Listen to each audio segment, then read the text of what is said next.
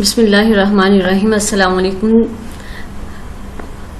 پیارے بچوں، آج کا ہمارا لیکچر، ہم اس لیکچر میں دو ٹاپکس پڑھیں گے۔ پہلا ٹاپک ہے پہلے گورنر جنرل کی حیثیت سے قائد اعظم محمد علی جناح رحمۃ اللہ علیہ کی خدمات اور کارنامے۔ سیکنڈ نمبر پہ ہے پہلے وزیر اعظم کی حیثیت سے لیاقت علی خان کی خدمات اور کارنامے۔ پہلے ٹاپک پر آ جائیے، پہلے گورنر جنرل کی حیثیت سے قائد اعظم محمد علی جناح رحمۃ اللہ علیہ کی خدمات اور کارنامے۔ پیارے بچوں، آپ کو یہاں سٹارز نظر آ رہے ہوں گے۔ سٹار 1 آپ ان کی نمبرنگ دے لیں گے اس طرح سے: star 1، star 2، star 3، star 4، star 5، 6، 7، 8 سو آن، اس طرح سے، تاکہ ان پوائنٹس کو سمجھنا آسان ہو جائے۔ اور سیکنڈ نمبر پہ آپ یہ کریں گے کہ پوائنٹس کے نیمز رائٹ کرنے کے بعد آپ ان کی ہیڈنگ دیں گے۔ ہیڈنگ کے ساتھ کرنے سے کوسچن زیادہ جلدی یاد بھی ہو جاتا ہے اور جو سمجھ بھی آ جاتا ہے۔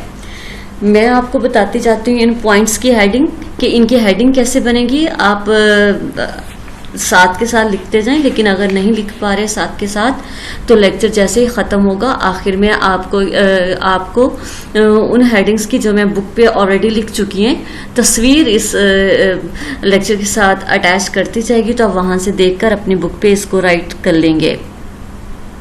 پہلا پوائنٹ 1، اس کی ہیڈنگ ہوگی قائد اعظم بحیثیت گورنر جنرل۔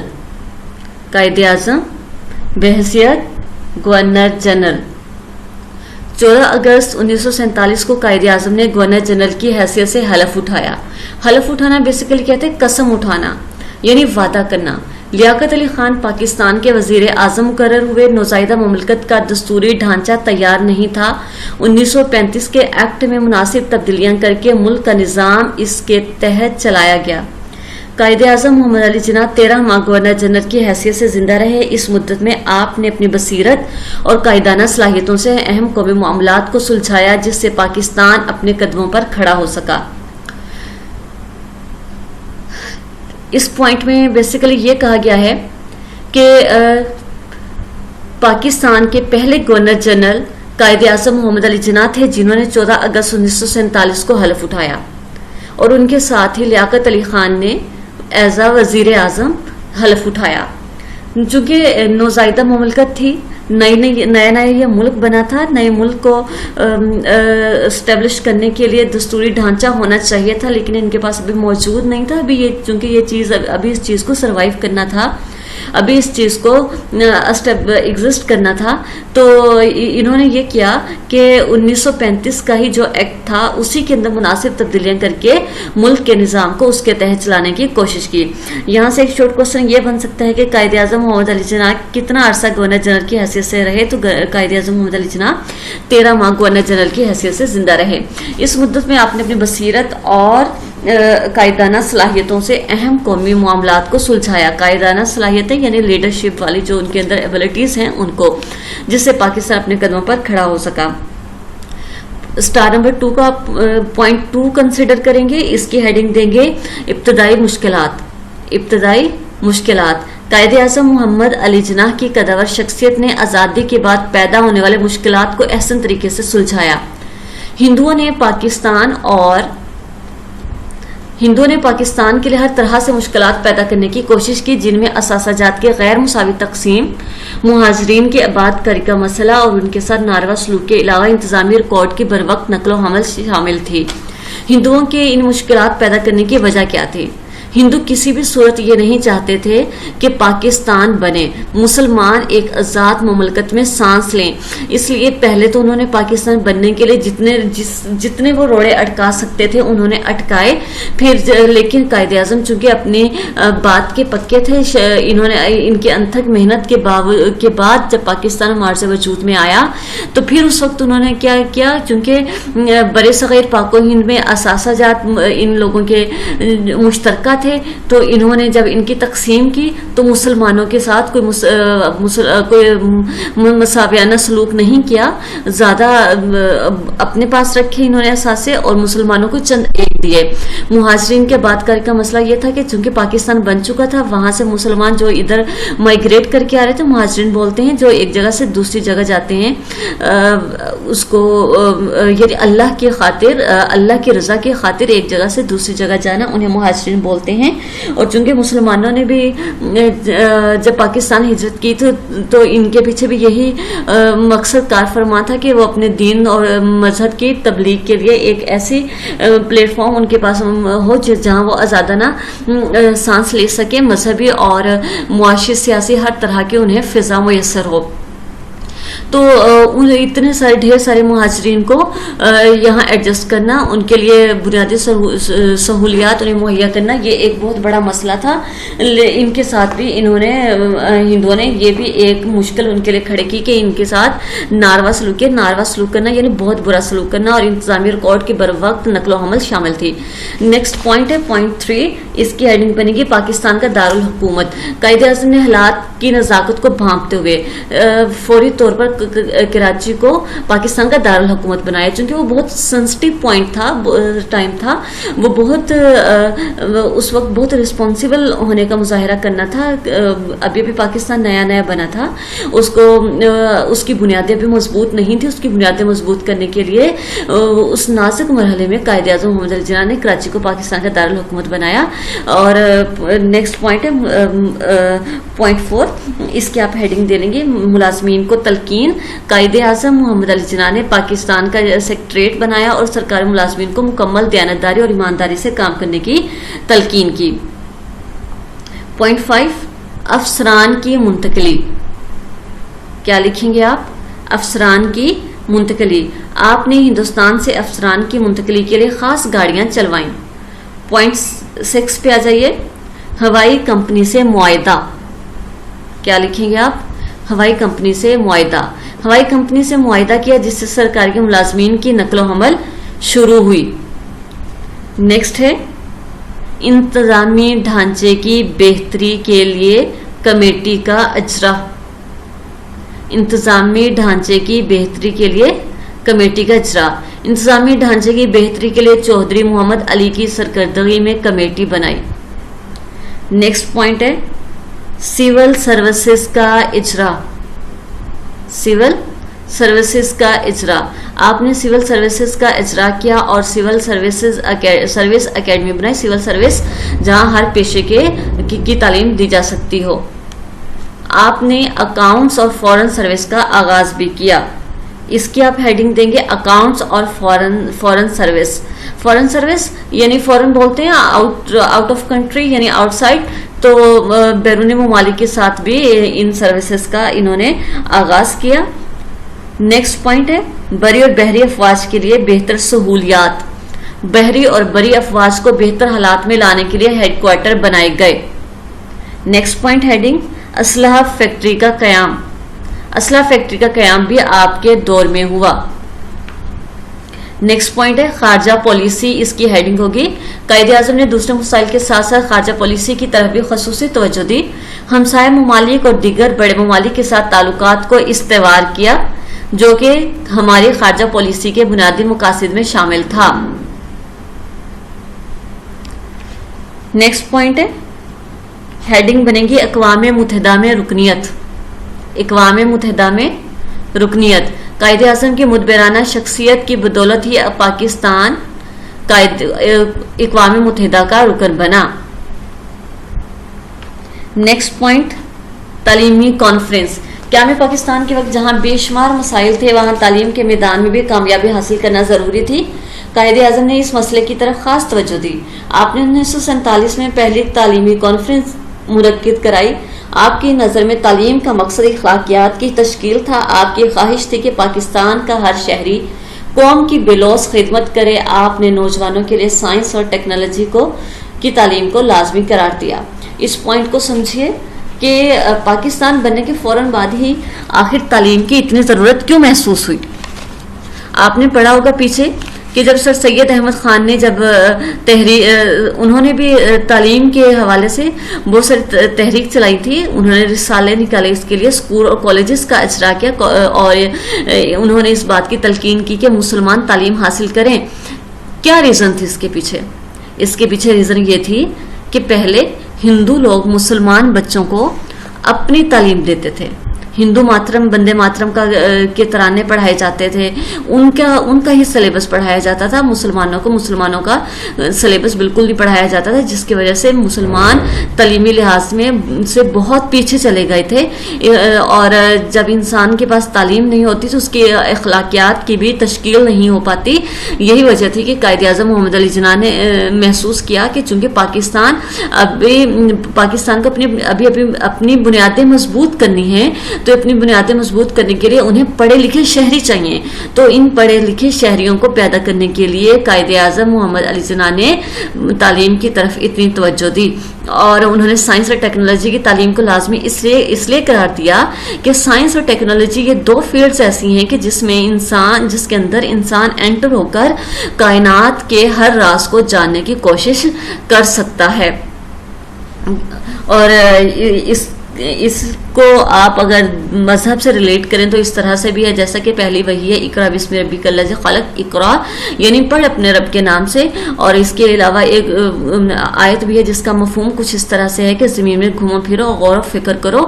تو مطلب بات یہ کہ تعلیم حاصل کرنا یہ مسلمان کے لیے بہت ضروری تھا، اور اس لمحے تو اس لیے ضروری تھا کیونکہ مسلمان بہت کم شہری پڑھے لکھے تھے۔ نیکسٹ پوائنٹ ہے، ہیڈنگ بنا لیں اس کی، خرابیت صحت۔ قائد اعظم کے جسم میں جب تک جان رہی انہوں نے پاکستان کی ہر ممکن خدمت کی، خرابیت صحت کے باوجود بھی اہم فائلوں کا مطالعہ کرتے تھے۔ بلند حوصلے، ہیڈنگ بلند حوصلے۔ اگرچہ قائد اعظم کو بیماری نے بہت کمزور کر دیا تھا، اس کے باوجود آپ کے حوصلے پست نہ ہوئے، کمزور نہ ہوئے۔ مرض کو فرائض کے آڑے نہ آنے دیا، آڑے نہ آنے دینا یعنی اس کو پریفر نہ کرنا، انہوں نے اپنے فرض کو پریفر کیا نہ کہ مرض کو۔ چونکہ پاکستان بیٹھے بٹھائے تو ملا نہیں ہے، اس کے لیے انتھک محنت کرنی پڑی ہے، بہت زیادہ کوششوں کے بعد، مذاکرات کے بعد، ایفرٹ کے بعد، اپنی بات منوانے کے بعد یہ ہم آج آزاد فضا میں سانس لے رہے ہیں۔ تو اس کے لیے شدید محنت کے بعد کی وجہ سے قائد اعظم محمد علی جناح کی صحت کمزور ہونا شروع ہو گئی تھی، دن بہ دن یہ بیمار ہونے لگے، لیکن اس کے باوجود ان کے حوصلے کمزور نہیں پڑے، انہوں نے اپنے فرض کو اہم جانا نہ کہ اپنی تکلیف کو۔ یہی وجہ تھی کہ پاکستان ایک آزاد مملکت کے طور پہ آج ہمارے پاس ہے۔ ہر ٹاپک کے لاسٹ میں ایک کنکلوژن ہوتا ہے کہ ہمیں اس سے کیا حاصل ہوا۔ اب چونکہ ہمارا ٹاپک تھا، عنوان تھا قائد اعظم کی خدمات اور کارنامے، تو اسی لحاظ سے ہمارا اس ٹاپک کا حاصل کلام یہ ہوگا۔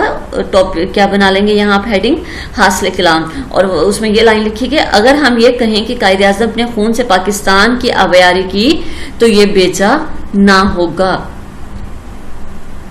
نیکسٹ آ جائیے نیکسٹ ٹاپک پہ۔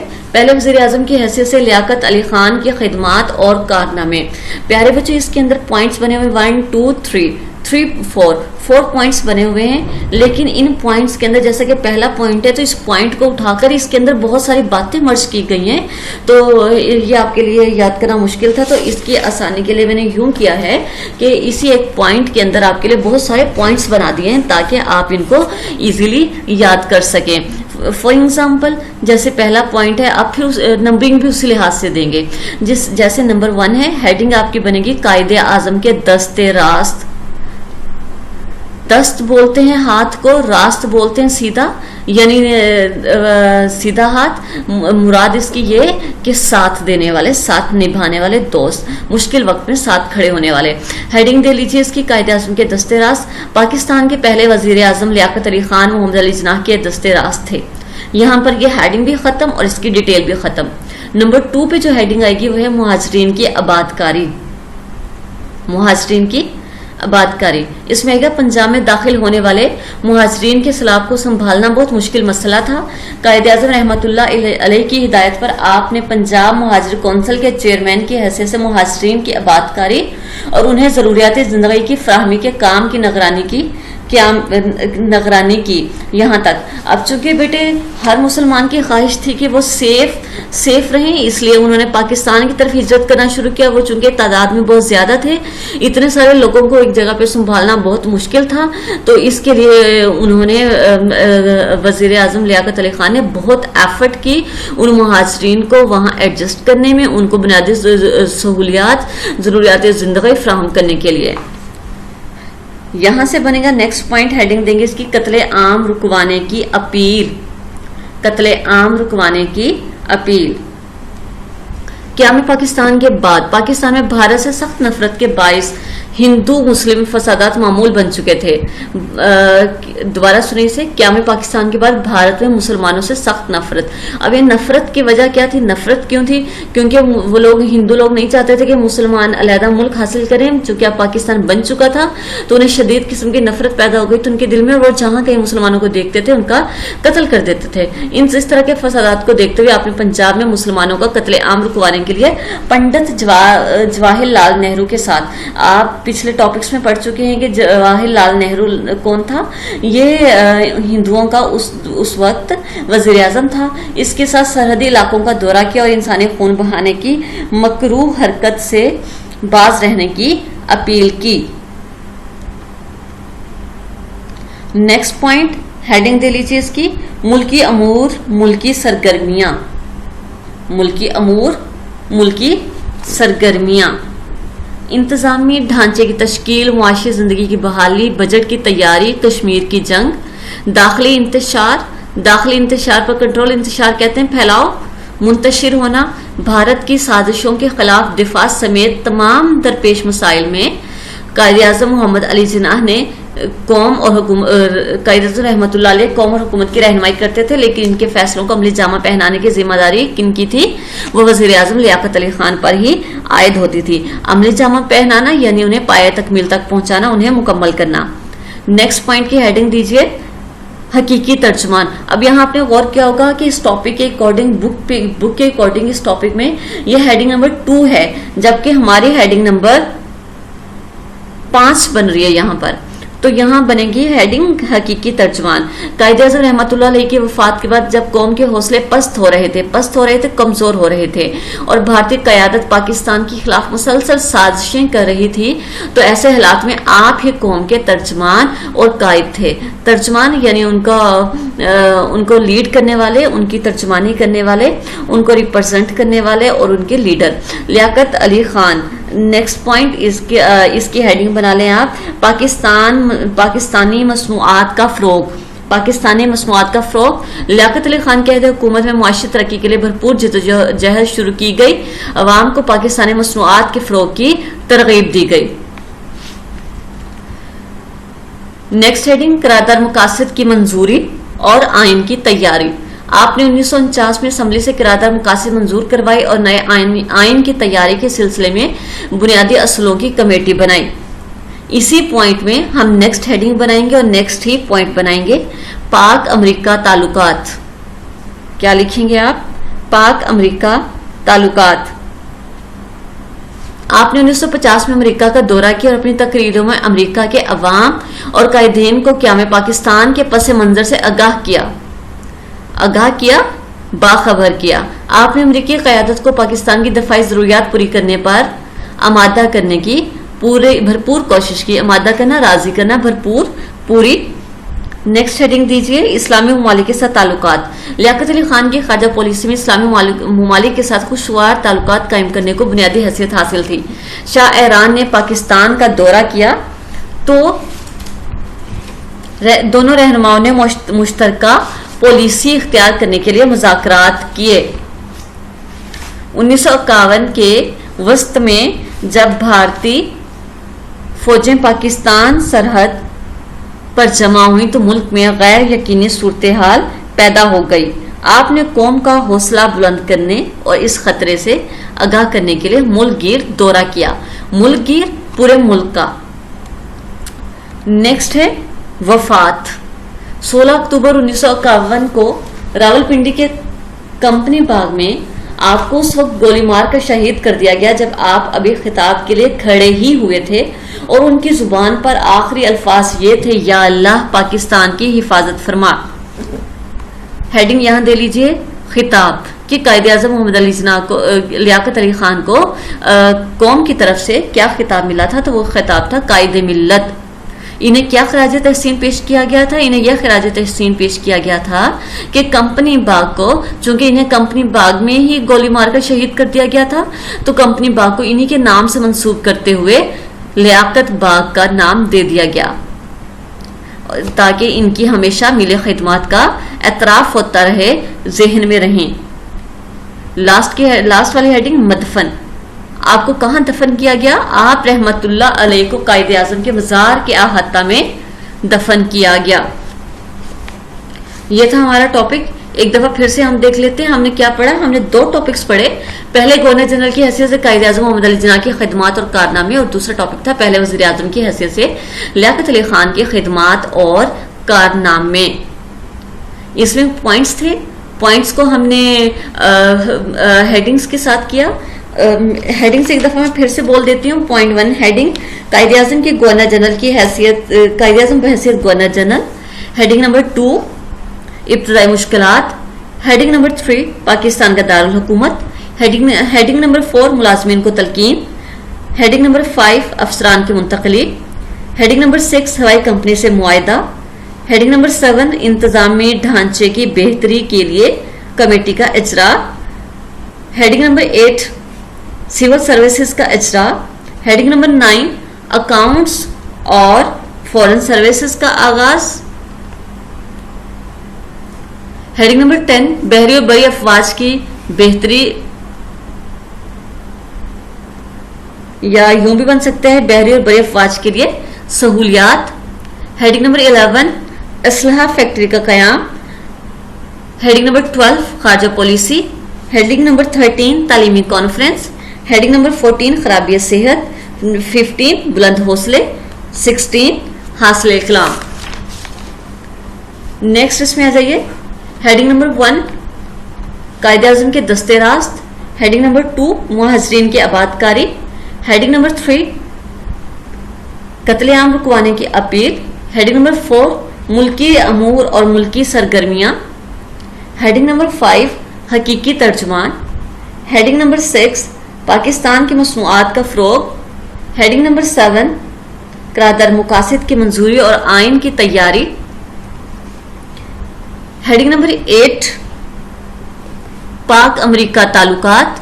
ہیڈنگ نمبر 9 اسلامی ممالک کے ساتھ تعلقات. ہیڈنگ نمبر 10 وفات. ہیڈنگ نمبر 11 خطاب.